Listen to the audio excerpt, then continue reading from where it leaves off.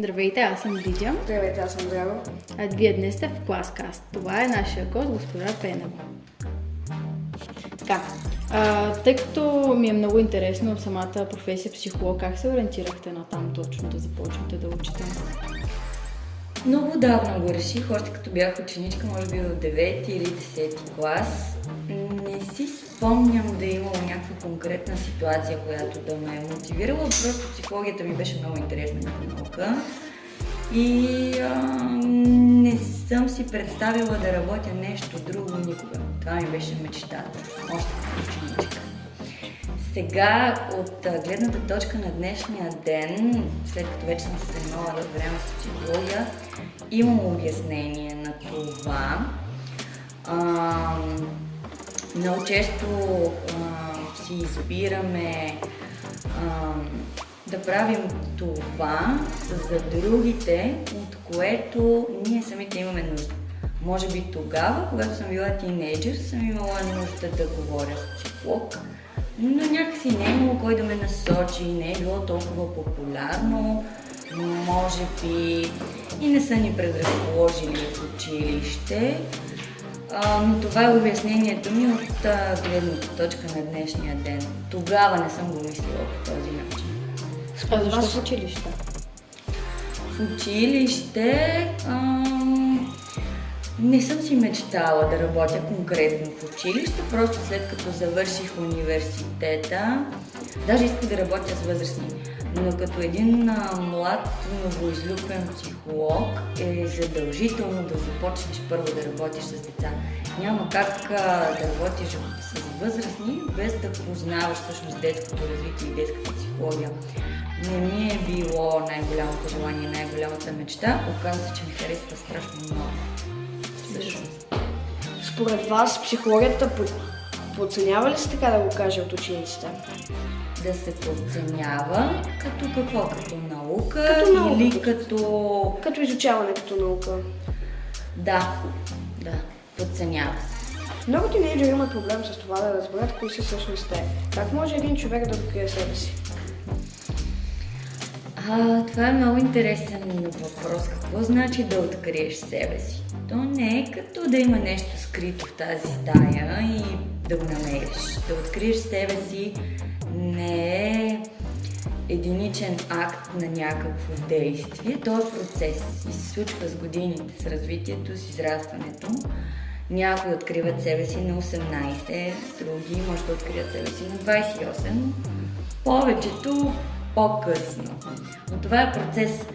Няма някаква написана рецепта за това как човек да открие себе си. То се случва естествено, с развитието. Всеки ще открие себе си, рано или късно. И аз смятам, че това да откриеш себе си всъщност означава да се чувстваш добре в кожата си. Какво мислите за пушенето и пиенето в България? Болна тема ли е? Проблем е, със сигурност, понеже изключително много млади хора злоупотребяват и с пушенето, и с пиенето. Конкретно за тютюнопушенето имаше преди години една тенденция, в която не беше така популярно, не беше така модерно и актуално, беше по-модерно да си не пушач. Това обаче, което наблюдавам през последните 2 години, даже 3, е засилване на тютюнопушенето и то не на пушенето на цигари, стандартни цигари с тютюн, а всички тези най-различни варианти, вейп и подобни. И това е доста притеснително, защото те са изключително вредни. А пиенето доста дълга тема е употребата на алкохол.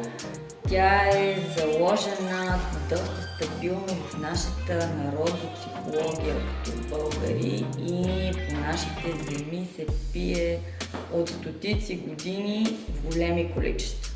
И въобще не само в България, а като цяло на Балканите, а и в цяла Европа.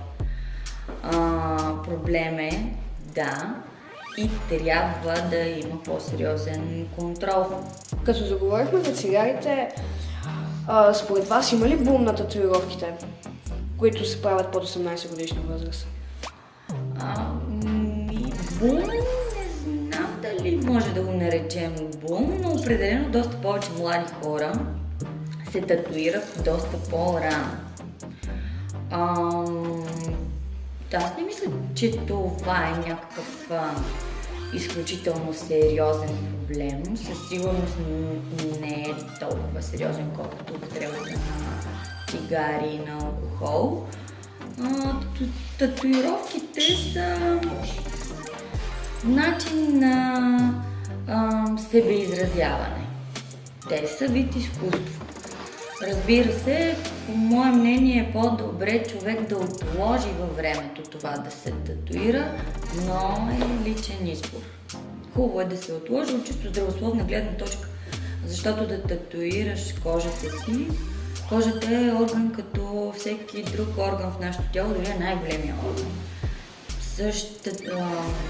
Почти същото е като да татуираш сърцето или белия си дроб. Трябва да се помисли разумно на това. Нямам нищо против, но като всяко едно решение, което взимаме, е хубаво да го обмислим, а не да действаме импулсивно. Като се върнете назад във времето, когато бяхте ученичка, беше ли ви страх, когато идваше тест? Притеснявахте ли се резултата? Интересуваше ли ви? Да, бях доста тревожна ученичка. Винаги съм се старала да имам високи оценки. Със сигурност тревожността не е нещо хубаво, но до голяма степен тя ме е мотивирала да имам желание да имам високи резултати. А как бихте посъветвали сегашните деца да не се страхуват толкова от училище? Страхувате ли се от Да. училище? Вие да. А как мислите по-голямата част от учениците дали се страхуват? Не, Защото моите наблюдения са... по-скоро не. Да, по-скоро не. По-скоро тревожните са доста по-малко. Не. Като знам аз колко съм била тревожна, рядко срещам деца, които са толкова тревожни, колкото съм била аз тогава. Ученици не се интересуват да бъдат активни като граждани. Какво може да се направи, за да бъдат по-заинтересовани от нещата, които се случват около нас?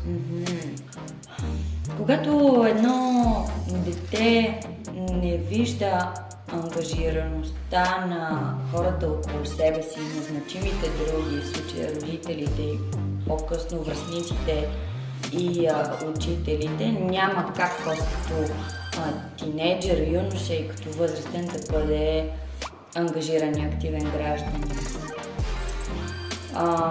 Това да сме социално активни е нещо, което се научава от примерите, които ни дават хората около нас, по-големите от нас.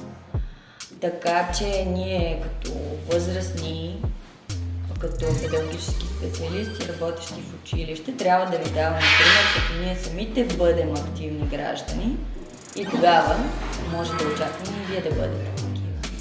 Човек може ли да се промени, Да, независимо от възрастта? абсолютно. Стига да има желание. Да. И е задължително да имаме умението да се променяме. Част ли е от психологията? Много голяма част от психологията е промяната. Промяната е в основата. Разкажете някоя интересна история от вашата професия. Всички истории от моята професия са интересни, поне за мен. Всички са много интересни. Може би най-така впечатляващи са случаите, които съм срещала, когато бях стажант в клиника по психиатрия. Там бяха най-така впечатляващите случаи от гледна точка на това, че там имаше много разнообразна симптоматика в заболяванията. Разбира се, всеки един случай в моята практика е интересен, защото аз подхождам с много голямо любопитство към всяка история, която чувам. За мен няма по-интересни и по-малко интересни. Какво е най-важното нещо, което запомнихте от ученическите си години? А от кариерата ви като психолог? Най-важното нещо, знаете ли кое е? Добрата компания. Защото човек може да има много високи резултати, да прочете много книги, но е важно с кого си прекарал времето. И е важно да бъде с качествени хора. Като казвам това, имам предвид и ученическите, и после студентските години. Колектива, в който си, важно е да си обграден с хора, които знаят и могат повече и са по-добри. Да се учиш от тях и да подражаваш на тях. Важно е компанията да е качествена. Това е най-важното. Приятелите ти да те подкрепят и да те уважават. Мисля, че това е, което ми е останало най-ярко от ученическите години. А като сте били ученички, кой ли беше най-любимият предмет? Литературата, А най-морязният? математика. Това беше краят на днешния клип. Не забравяй да го харесаш. Клипът бе направен с подкрепата на 108 средно училище Никола Бело Веждов. Последвани в TikTok, Instagram, YouTube и Facebook профила.